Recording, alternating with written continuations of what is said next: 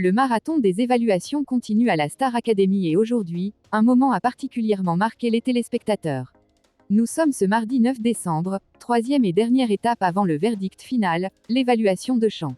Une épreuve attendue, redoutée, et qui a offert son lot de surprises, mais aussi de tensions. Car oui, l'un des candidats a provoqué la colère de Michael Goldman. Et ce n'est pas un détail anodin, tant le directeur est connu pour son calme et sa pédagogie mesurée. Pour recontextualiser, le marathon a commencé la veille avec deux premiers volets décisifs, le théâtre et la danse.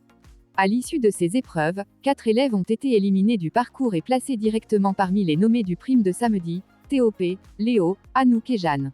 Ils n'ont désormais plus leur destin entre les mains, seul le public décidera. Restent alors 4 candidats encore en lice pour décrocher le dernier ticket d'immunité, Bastiane, Léa, Victor et Mélissa.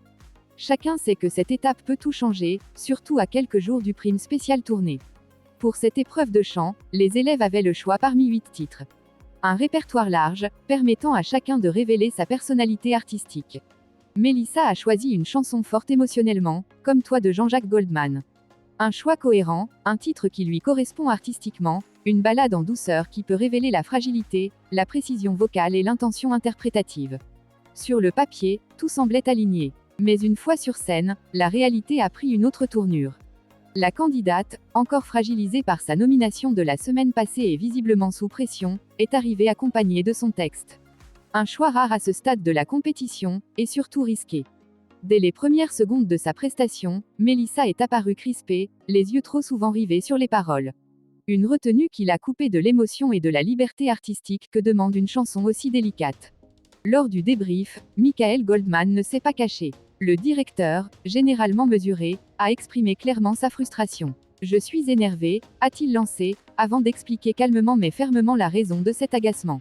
Il lui a rappelé que son choix de chanson était excellent, parfaitement adapté à sa sensibilité musicale. Mais selon lui, sa peur de mal faire l'a empêché de bien faire. Le fait de garder le texte sous les yeux a bloqué toute spontanéité, l'empêchant de se laisser porter par l'interprétation.